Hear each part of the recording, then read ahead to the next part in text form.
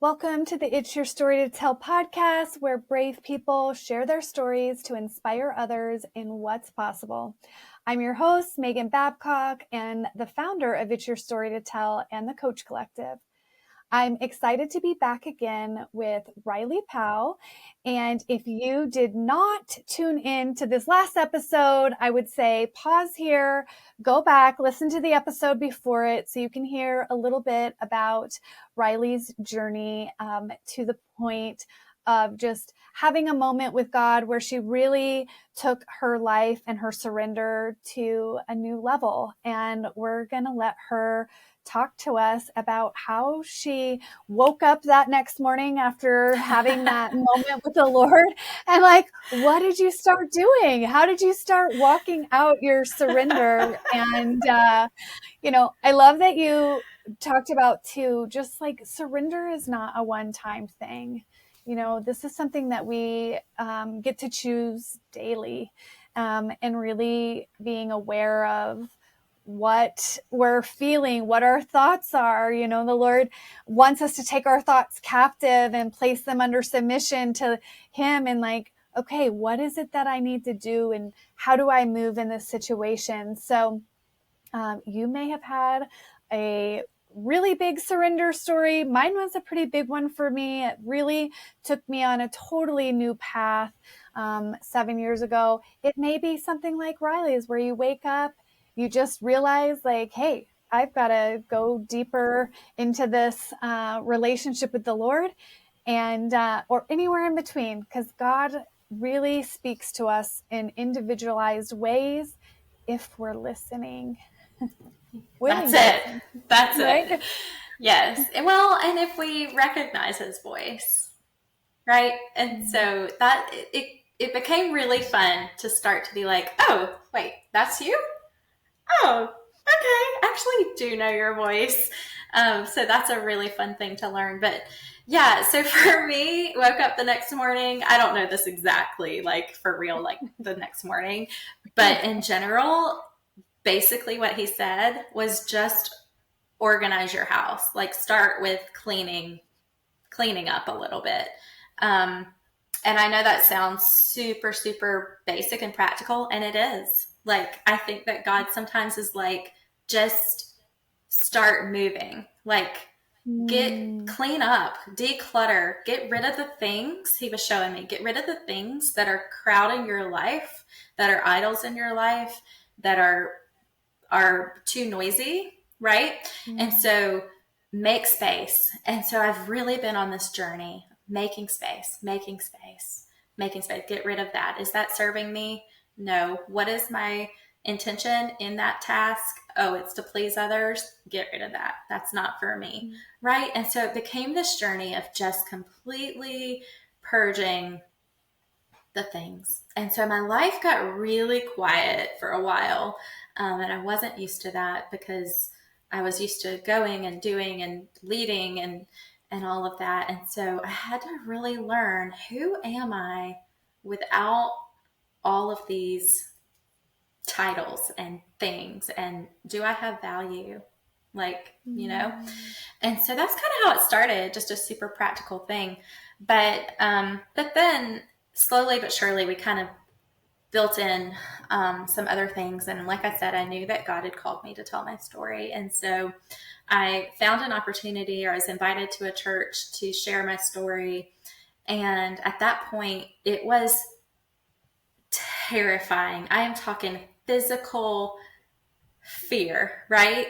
I had never verbalized this stuff before, and I had no idea how to talk about it. And so that was kind of the first big hurdle. And from that point, God said, all right, this is going to get real fun. And so what happened is He invited me on a trip. And He said, I want you to get in your car. I mean, I just knew this in my spirit. You need to go back to this list of people and talk about your story with them. And in my head, I just thought, well, I think I just need to practice being able to tell my story without sobbing like a lunatic, right?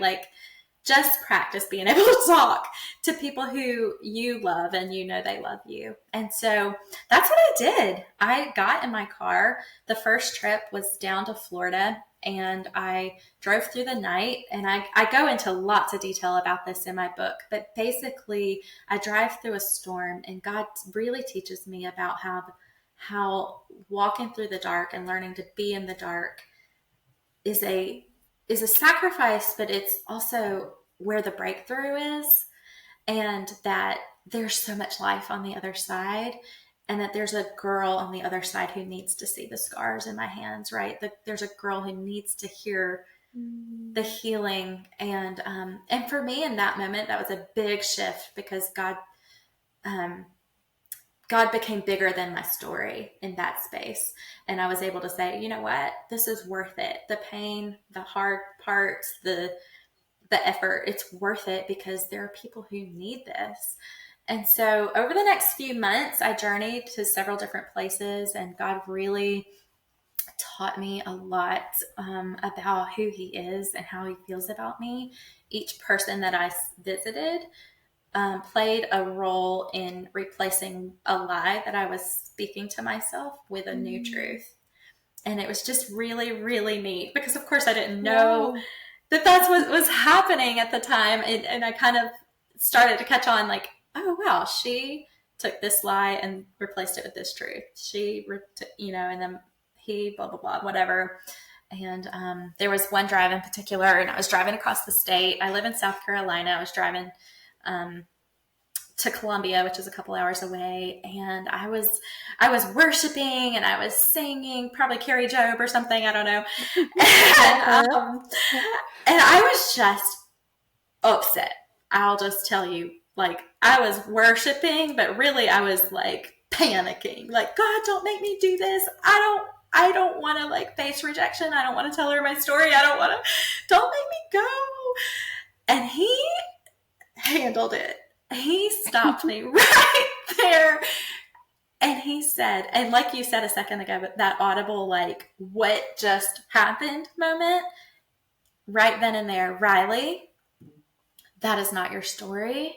I am your story. And my life from that point on was very different. I mean, when God covers your story with a blanket and he just hushes all your insecurities and your fears, and he's like, no, like, you are completely wrapped in secure love. It's like, oh, there's just this light breath, like, okay. And you know what you were saying a second ago about how God spoke to you, I think that for me is key. That is everything. Like, the voice of God is the thrill of life, right? And so we can listen to every good podcast episode. You can listen to my story and your story, Megan, and it's going to like stir something up, right? It's going to go, oh, I want that. But it's not going to mean that much to you, because those were his words to me. But when he speaks directly to you, everything changes, right? And so I think for me, my message is to say, you have direct access to the God of the universe, like the creator of all things, the one who takes darkness and just shines light into every dark place and brings every dead thing to life.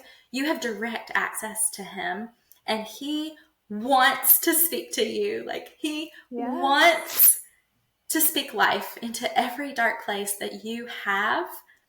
And when that happens, when you recognize his voice and you're like, whoa, it's like, that's it. It is. It was, like you said, I mean, like, I didn't even think about how directly that took my life in a totally different direction. And it was this place where he met me in my deepest fears and insecurities. And he was not a judgmental God, because what I,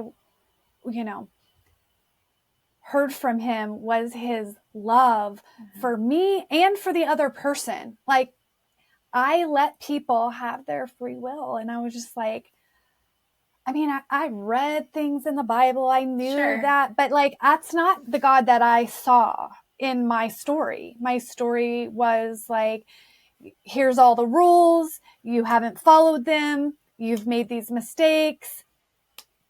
And maybe you get to go to heaven. Maybe not. We don't know. Like, you've been pretty disobedient. And I just had so much shame, in my life. And at that moment, it was a relief. And like you said, a breath of fresh air of like, oh, you know what? He still loves me, even in all of the mess.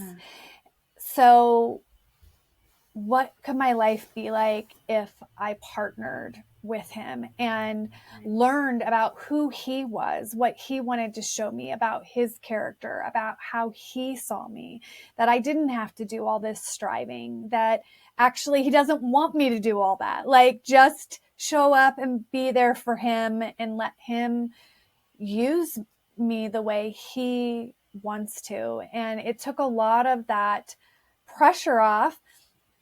But when he asked me to be vulnerable and share my story and start this podcast, I was like, oh, maybe you've gone a little too far. What are you talking about? Like, I am willing to like air my dirty laundry with you, God, but like no need to bring in the rest of the world, right? But much like what you experienced, he was like, this isn't about you. Yeah.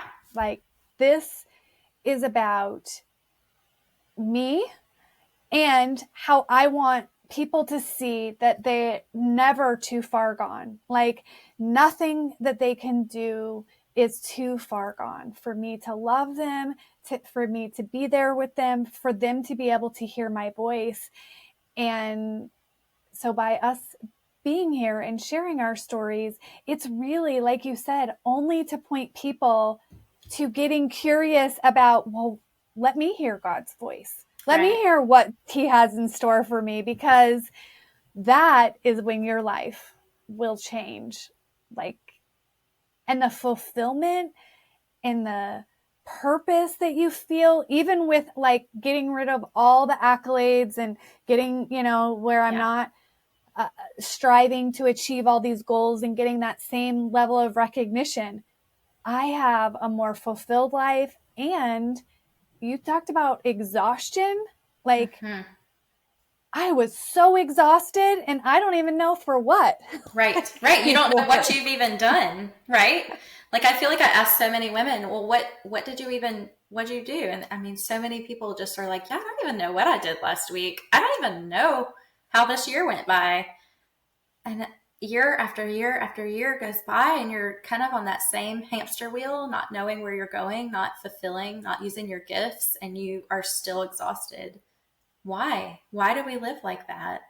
I'm tired of living like that. I want women to show up confident and without comparison, and just with a direct relationship with the Lord that's intimate and settled and rooted, so that they can step into the space that they belong in, and just, I mean, how beautiful could that be? How is that going to impact families? How is that going to impact how children? Powerful? Like, it's going to change.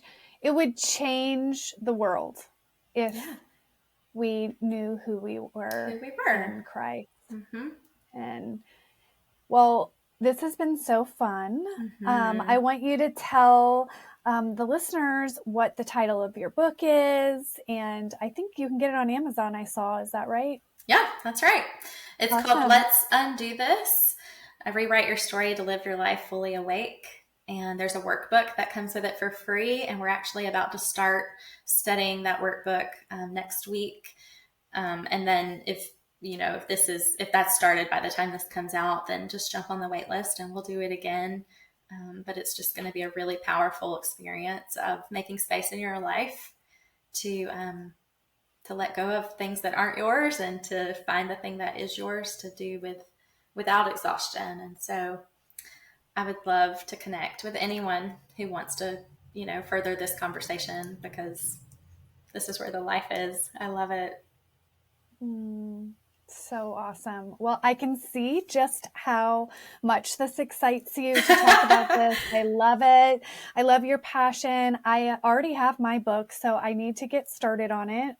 When we first talked, I was like, oh my goodness, I need this. I'm going to be on a trip and it's coming with me and the end of this month. So I'm really excited about that. But thank you so much for just joining me here. And we hope that you have enjoyed our conversation, and there will be links to connect with myself or Riley. We're here to support you, and we're just excited about what God wants to do in the lives of the women. And he loves you and wants to use you, and it doesn't matter where you've been.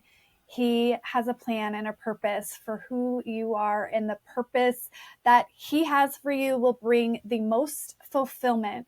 So we just encourage you to just ask him, ask a hard question, and Yes. he will show up and show off. So thank you so much for joining us. We hope that you have a great rest of your day.